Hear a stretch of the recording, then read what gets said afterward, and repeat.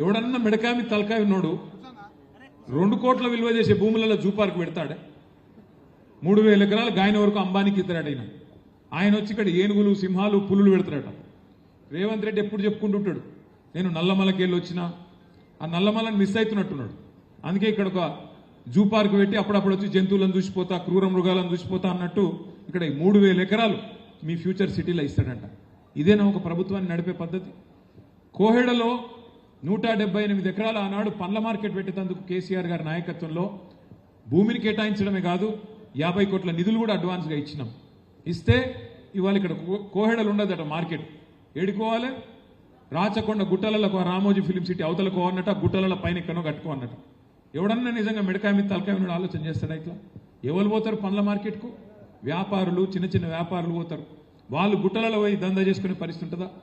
అంటే ఎంత అవివేకంగా ఎంత అనాలోచితంగా ఎంత రియల్ ఎస్టేట్ మీద యావతోని భూములు అమ్ముకొని ఎట్లన్నా చేసి పైసలు చేసుకోవాలన్న ఆలోచన తప్ప వేరే ఆలోచన లేదు.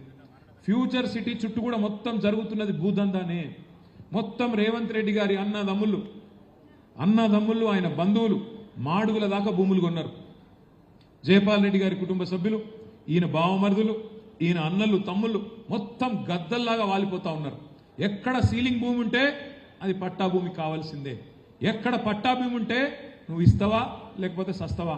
ఇంతకుముందు అన్న చెప్పిండు అదొకటి పట్టుకున్నారు 22A అంటే ఏంది నిషేధిత జాబితాలో భూములు పెట్టుడు. మీ గమ్మత్ ఏంటంటే ఇక్కడ కాంగ్రెస్ వాళ్ళ మేనిఫెస్టో నేను మొన్న చూసిన అసెంబ్లీ అప్పుడు మేనిఫెస్టోలో ఏం చెప్పిండ్రు? మొత్తం కేసీఆర్ ప్రభుత్వంలో 10 ఏళ్లలో 16 లక్షల ఎకరాలు నిషేధిత జాబితాలో పెట్టిండు.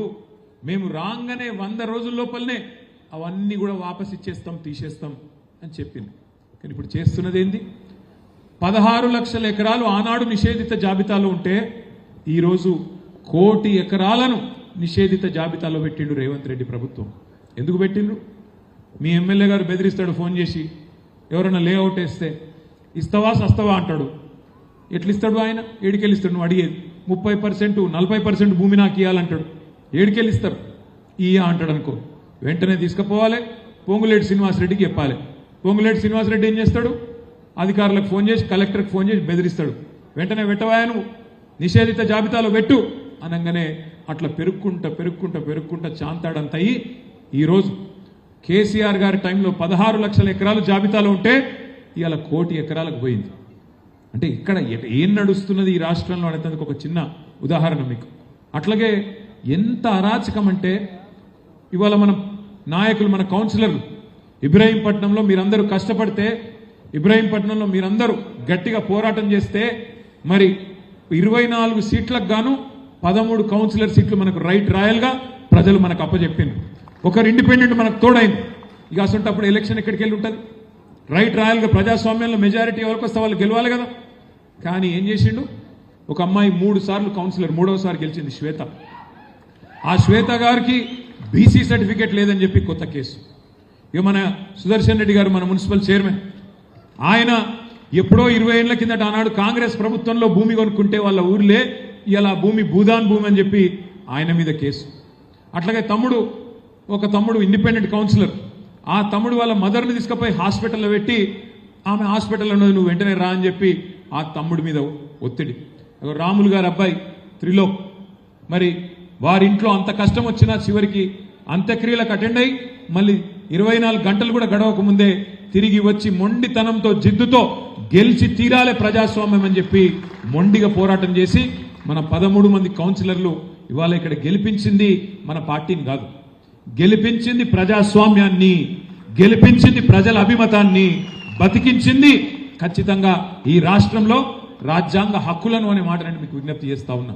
ఇక్కడ ఇబ్రాహీంపట్నంలో గెలిచింది గులాబీ జెండా కాదు, ఇబ్రాహీంపట్నంలో గెలిచింది ప్రజాస్వామ్యం. దాన్ని నిలిపింది మా తమ్ముడు మంచిరెడ్డి ప్రశాంత్ రెడ్డి గారు బంటి అనే మాట కూడా నేను విజ్ఞప్తి చేస్తా ఉన్నా. చిన్న విషయం కాదు. రేవంత్ రెడ్డి లాంటి దుర్మార్గులతో రేవంత్ రెడ్డి లాంటి అరాచక శక్తులతో కొట్లాడాలంటే చాలా ధైర్యం ఉండాలి. కేసులు పెడతారు, బెదిరిస్తారు, అధికార యంత్రాంగం మొత్తం వినియోగిస్తారు, సామ దాన భేద దండోపాయాలు ఎన్నుంటే గన్ని పైసలు ఆశ చూపెడతారు. మీకు ఇది చేస్తామంటారు అది చేస్తామంటారు. ఆఖరికి మంచిరెడ్డి కిషన్ రెడ్డి లాంటి నాయకుడి మీద కూడా కిడ్నాప్ కేసులు పెట్టించింది. అయినా సరే ఇన్ని తట్టుకొని దాదాపు 2 నెలల పాటు ఈ ప్రభుత్వం చేస్తున్న అరాచకాన్ని తట్టుకొని నిలిచిన మా కౌన్సిలర్లందరికీ నేను శిరస్సు వంచి హృదయపూర్వకంగా నమస్కారం తెలియజేసుకుంటా ఉన్నాను. ధైర్యం కావాలి ఇట్లా కొట్టాడాలంటే. కానీ ఒకటి మాత్రం పక్కా, మన కష్టకాలం అయిపోయింది. 2.5 సంవత్సరాలు ఈ ప్రభుత్వం వచ్చిన తర్వాత మొదటి 2.5 సంవత్సరాలే కష్టకాలం అయిపోయింది. మీరు తొందరలోనే సుఖపడే టైం తప్పకుండా వస్తది. ఇప్పుడు ఎవడెవడైతే నకరాలు చేస్తున్నాడో మీ ఏసీపీ, డీసీపీ, కలెక్టరు, ఇంకెవడో ఎవడెవడైతే నకరాలు చేస్తున్నాడో, నేను ఇప్పుడే తమ్ముడు బంటికి చెప్తా ఉన్నా, మల్లేశన్ అన్నది కరెక్ట్. మనం అధికారంలోకి వచ్చినాక వెంటనే ఈ కసి ఉండదు. ఏమవుతుంది అధికారంలోకి రాగానే? రంగారెడ్డి జిల్లాలో అరాచకం చేసినోడు నల్గొండకు పోతాడు అధికారి, నల్గొండలో అరాచకం చేసినోడు ఇక్కడికి వస్తాడు. నేను మీ ఓనే సార్, అట్లా సార్, ఇట్లా సార్ అని మళ్ళీ మనోళ్ళ చుట్టే తిరుగుతారు, నాకు తెలుసు. కానీ మీరు చెప్పింది కరెక్ట్. మన కిషన్ రెడ్డి గారు, మల్లేష్ అన్న ఇద్దరు చెప్పింది కరెక్టే. ఈ కసి ఆ రోజు ఉండాలి అంటే ఇప్పటి నుంచే మనం ఖచ్చితంగా వాళ్ళు ఎవరు, ఎక్కడ ఉన్నారు ఇవన్నీ రాసి పెట్టుకొని ఒక్కరిని కూడా వదలకుండా వారికి జవాబు చెప్పే బాధ్యత నాది అనే మాట నేను విజ్ఞప్తి చేసుకుంటా ఉన్నా. కేసీఆర్ సార్ అంటే పెద్ద మనిషి, మంచోడు. ఆయన పెద్ద మనిషి, మంచోడు, జీవితం అంతా చూసిండు. కానీ నేను ఇట్లాంటి దుర్మార్గ పాలన జీవితంలో చూడలేదు. నేను కూడా చూసిన, చాలా మందిని చూసినాం ప్రభుత్వాలను. చంద్రబాబు నాయుడు గారిని చూసినాం, రాజశేఖర రెడ్డి గారిని చూసినాం, రోషయ్య గారిని చూసినాం, కిరణ్ కుమార్ రెడ్డి గారిని కూడా చూసినాం. ఆ తర్వాత మన నాయకుడు కేసీఆర్ గారి పరిపాలన చూసినాం. కానీ ఇట్లాంటి చిల్లర ప్రభుత్వాన్ని ఇంత చిల్లరగా, ఇంత అరాచకంగా పేదవాళ్ళ భూములు గుంజుకొని అసైన్మెంట్ భూముల మీద పడి ఇవాళ అరాచకం చేసే అనుముల రేవంత్ రెడ్డి లాంటి ముఖ్యమంత్రిని మాత్రం ఒక చరిత్రహీనుడుగానే చరిత్ర గుర్తుపెట్టుకుంటది. తెలంగాణ సమాజం చీత్కరించే రోజులు తప్పకుండా వస్తాయనే మాట నేను మీకు విజ్ఞప్తి చేస్తా ఉన్నా. మొన్న నేను మా సబితక్క విద్యార్థుల మీటింగ్కి పోయినాం తెలంగాణ భవన్లో. పోతే ఒక విద్యార్థి సోదరుడు మాట్లాడుతూ అన్నాడు, అన్నా చాలా మంది నాయకులు వస్తారు పోతారు, నిన్నటిదాకా ముఖ్యమంత్రిగా పనిచేసిన ఒక నాయకుడు ఆంధ్రప్రదేశ్లో ఇవాళ ఆయన కేబీఆర్ పార్క్లో నడుస్తుంటే ఆయనను పలకరించినోడు కూడా లేడు అని చెప్తా ఉంటే సబితక్క చెప్పింది, ఆయననే ఎవడన్నా పలకరిస్తాడేమో కానీ రేవంత్ రెడ్డి పదవి కాలంకి దిగిపోయిన తర్వాత మాత్రం కూర్చున్న కుక్క కూడా లేవదు, ఆయనకి మాత్రం ఎవడు సల్యూట్ కొట్టేటోడు మాత్రం ఎవడు ఉండడు. ఇది వాస్తవం. ఇది అధికారంలో ఉన్నప్పుడు కొంత ఉంటది బిల్డప్, కానీ అధికారం పోయిన తర్వాత నువ్వు చేసిన అరాచకానికి ప్రజలు సమాధానం మామూలుగా చెప్పరు అనే మాట కూడా నేను విజ్ఞప్తి చేస్తా ఉన్నా. ఇవాళ ఇబ్రహీంపట్నం అయితేనేమి, ఖ్యాతన్పల్లి అయితేనేమి, ఖానాపూర్ అయితేనేమి 2 నెలల పాటు తిప్పి ఇబ్బంది పెట్టి కిషన్ రెడ్డి గారు నాకు ఒక 10 సార్లు మాట్లాడినారు.